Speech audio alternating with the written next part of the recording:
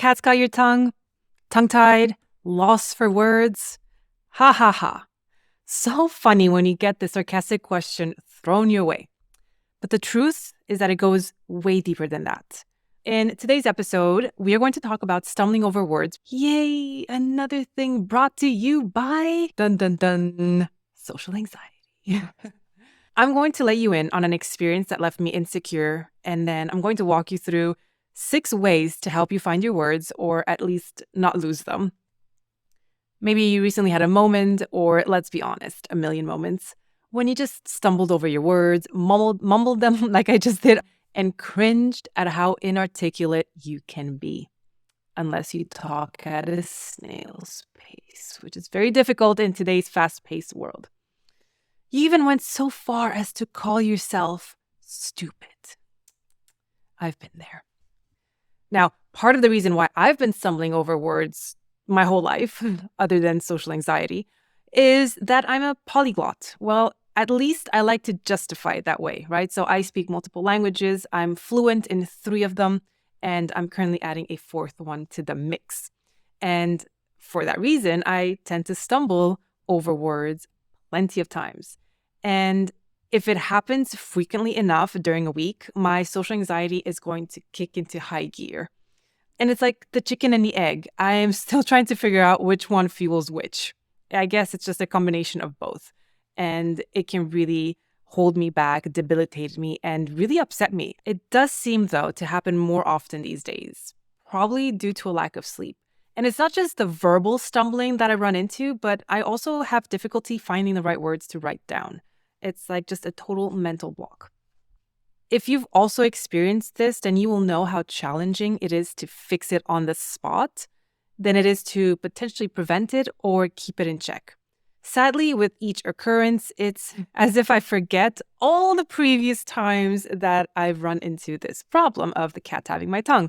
So I end up berating myself to no end, thinking, this is the end. This is the end of having coherent thoughts ever, forever and ever. And I become very melodramatic. By the time I acknowledge that it's a fleeting event and I just need to be patient with myself, I've given myself an entire beating. I'm talking total confidence shutdown, inferiority complex banging on the door, imposter syndrome clocking in, negative inner talk taking over, the whole shebang.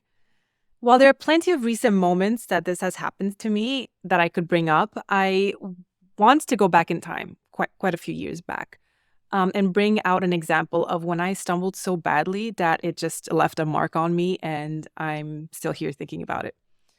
Back when I worked in corporate America, and this goes back to like pre-2019, a long time ago, my manager at the time called up a meeting to let us know that there were some college students that were coming to the office.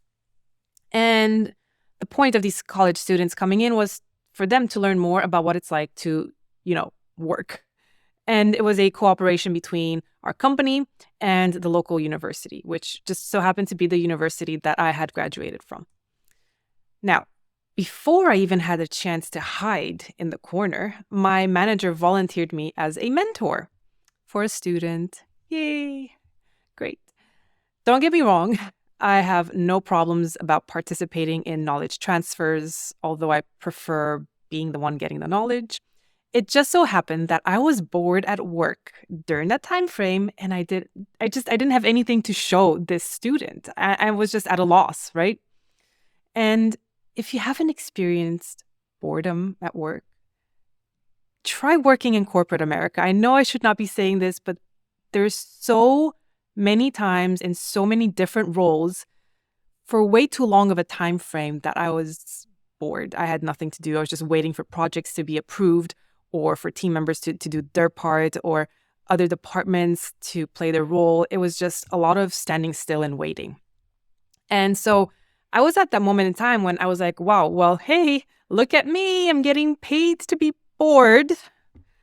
And it sounds like a fantasy, but it's one of the reasons I ended up leaving, because I don't like being bored. I want to be pushed. I want to be challenged. I want to be creative at work. So it just wasn't working out for me. But at that time, it just made it that much harder for me to show this person that was coming in my work, right? So imagine coming up with what you've worked on in the past week when all you did was scroll on TikTok and post on Instagram, and that's just not part of your job description. That's what happened to me. And I just had to be creative in that moment, right? So there I was staring at a first-generation college student named Brianna, and she was going to shadow me for the day. Let me tell you, she was bright, perky, wide-eyed, ready to learn about corporate America. She wanted to know everything about the IT department, where I was working, and what it took to get your foot in the door. And as I sat there explaining to her what I did and what my current project was all about, I couldn't help but lose control of my English. Knowing what I know now, the reason that happened was that I had to defend my position and explain why I was employed.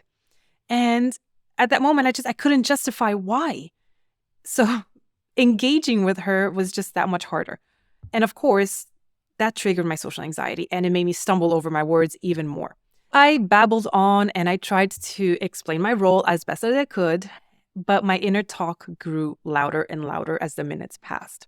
It made me feel like I didn't know what I was doing. It made me insecure about my communication skills. When you're stumbling over words, it's easy to fall into the trap of believing you are not good enough and that you don't know enough.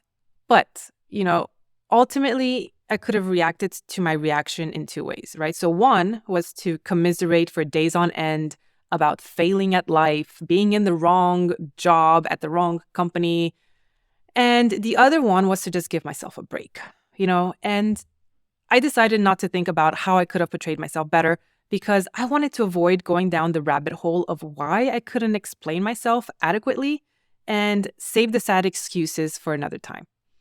I just didn't want to allow myself to think there was a more significant problem at stake. Hypochondriac, anyone? I was questioning whether there was something off with my brain. Now, if you're at a loss for words or cannot express yourself the way that a British playwright would, which we can always dream, of course, cut yourself some slack. It's going to happen again. I don't know why I was pretending that it wasn't going to happen again, but it still happens to this day. And you just have to cut yourself some slack. Don't overwork your brain because it's already overworked and overtired. Not only are you doing yourself more harm by forcing your brain, but you're inviting many other issues through the door. Insecurities that are just better off hiding in the darkest corners of your mind. We all have those moments where we ramble and make a fool of ourselves. And while that's tough for anyone, it might be more challenging for introverts because most of us pride ourselves on being methodical and careful with our words. And when we're not, and we stumble and mumble and people can't really understand us and we're not connecting with people, we're going to internalize that. But you can always redeem yourself. And I'm going to tell you how, okay? So this is the how portion of the episode where I'm going to walk you through some of the ways you can stop stumbling over words if you have social anxiety or if for any other reason. Honestly, this whole episode is just about finding a way to use your words without freezing or feeling like you're incompetent. And even if you do have a hard time, how to rectify it on the spot and get back to your thought process, okay? The first way is to slow down. That's it. If I don't make it a point to speak slowly, I get agitated and I jump from one explanation to the next without any correlation, right? So it's going to look like jumping from one point to another, going on a tangent, rambling on and on. Speaking fast derails me and makes me forget what I want to say. But that's not even the worst of it. It makes me look incompetent, among other things. Because when you speak fast, it just looks like you're trying to get through the conversation. Maybe you don't have your thoughts in order, and it just might be harder for other people to keep up. So I want to give you 3 reasons why you should slow down when you speak. 1, your nervousness will take a hike. Adrenaline is best friends with stress, which means that the more stressed you are, especially after you stumble a few times, the more your adrenaline is going to spike. And that's correlated with an increased heart rate. Not only will you feel more nervous when you're speaking, but you will also look like you are. So you're going to, again, end up in this vicious cycle. The second reason why you need to slow down is that you're going to be in more control. By speaking slowly, you're giving yourself extra time to dig into the impressive repertoire of words that you know. Yeah. This will allow you to grab the best word for that situation and move the conversation in a different direction if you realize that it needs to catch up with your audience, right? So you can bring in your audience along with you if you speak a little bit slower. You can think of it as slowing down time, which gives you the upper hand in analyzing the person in front of you and their reaction to your words. Now, the third and last reason why you should speak slower is that you will gain credibility and authority. Think about your favorite actors. How fast or slow do they tend to speak? Speaking slowly shows credibility and authority because you're taking time at the table. It's also a sign of confidence and expertise, both characteristics you want to have. So pay attention to the tempo of your speech and how you feel in the different ways, right? So how do you feel when you talk a little bit slower? And how do you feel when you pick up the tempo and you try to have a conversation at a much faster pace? See how both feel, okay? Now, the second way to stop stumbling over words is to organize your thoughts. Now, what that means is that before you meet with somebody or you get ready to have a conversation or you're going to present, jot down the sequence of your ideas and give yourself a rough outline of how you're going to approach the conversation. This usually works better, obviously, when you know who you're going to talk to, who you're going to meet up with, what the agenda or the topic of the conversation is. Impromptu conversations are much harder to organize, but they are still possible. I actually role-play conversations with people beforehand to arm myself with knowledge, right? So I want to know what I'm going to talk about. If I know how to approach someone like Brianna, the college girl that was shadowing me, I'm going to be better equipped with the right words. I probably wouldn't have floundered so badly if I had a plan and a structure in place on what to show her and what to talk about with her. And, not choosing to speak like it's the Wild West and that, I just have this expectation that I should know what I'm talking about. The third way to stop stumbling is to take your time. Take your time to ensure you're not missing anything crucial, right, about the conversation at stake. Don't feel rushed to get to the end. Now, this is very closely tied to number one, which is to speak slower, but more in the sense of allowing yourself to pause between sentences. Allow the silence to work to your advantage.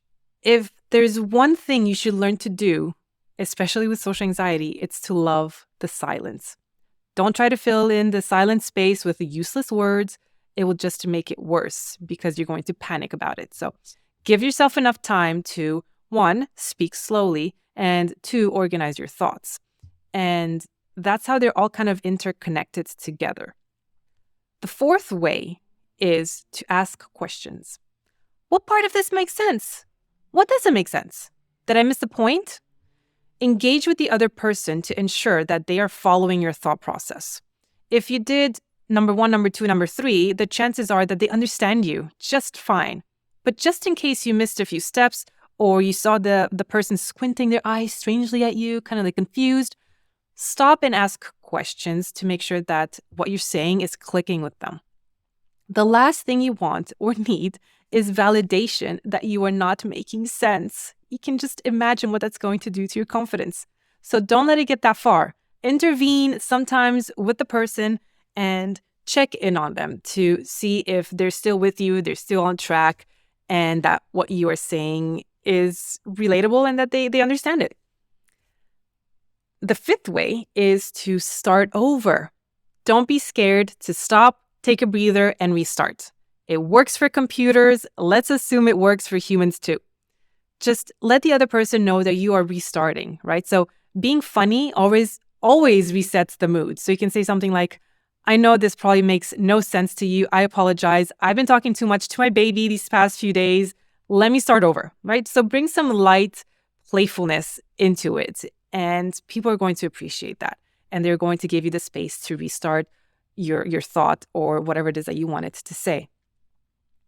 Being honest and vulnerable are probably the most powerful weapons to combat social anxiety, especially when words escape you and you feel naked and afraid. The last step to help you with stumbling on words is to repeat this. It's just a phase. It's just a phase I'm in. The truth is that being at a loss of words and having a hard time conversing and not freezing is cyclical. Maybe you had a rough night, didn't sleep, and now your tiredness is playing games with you. Maybe you're more stressed than normal, so you're on edge trying to keep a cool head. Whatever the case, you are in a stumbling over words phase. And it sucks. And sometimes it lasts longer than you would like it to. But even then, when it happens to me, I repeat to myself that it's just a phase. And my brain will rectify itself. It will calm down. It will not have high expectations. It will know that I'm moving through this season, however long it takes, a day or two, and I'm just going to go back to my regular status quo. Also, one crucial point to remember for all of this to work is to, like I mentioned, let go of any expectations of yourself. That's when we get burned, when we have such high expectations and we're not meeting them. It's going to take longer to recover if that's the case. If you plan to bring out a whole dictionary to impress someone, no matter how much you try to go through these 6 steps, you will still need to remember how to speak because you are putting so much pressure on yourself to pick the right word in the right context at the right time with the right person, right? So remember that the simpler the words are, the more impact you can make. And I fall into this trap every single day where I want to use big words. I want to sound like an intellectual. I want to make an impact. I want to be more credible and have authority. And for me, for some reason, I associate that with using big words when that's just a myth. Using big words does not mean that you are more of an expert in a field, right? So in fact, it's the opposite. Being able to explain something in easy and clear-cut sentences using simple words actually makes you more intelligent because you can just simplify a difficult concept. And if you have social anxiety, your main priority will always be to stay away from vicious circle of thoughts. And the best way to make sure that that happens, that you stay away from it, is just to not have high expectations. Because the moment you fail to meet them, the inner talk begins. And then everything else just unravels right before you. And it's going to take quite a few steps to recalibrate and go back to your normal status. I'm going to leave you with this. If social anxiety has you stumbling over words, just think about these 6 steps, these 6 ways that I just highlighted, and go through them and see which ones you can use in that moment to get yourself back on track so you don't feel incompetent, so you don't feel stupid, so you don't feel like you don't have enough words in your vocabulary. And hopefully it's going to help you not forget how to speak anymore the next time around, because it's all about practice. It's not about that you missed an opportunity. It's, okay, well, there's another opportunity next time because I'm going to stumble again. I'm going to be tired. I'm going to lose my mind. I'm going to forget words. Whatever the case may be, it's going to happen again. And it's okay if you have the tools in your toolbox to bring yourself back, give yourself a nice hug, and, don't go in that rabbit hole and don't have high expectations. Just let it pass and you'll be fine. It happens to everybody. So I hope you got something out of this episode today. And I look forward to seeing you next week on the You Are Worth Knowing podcast.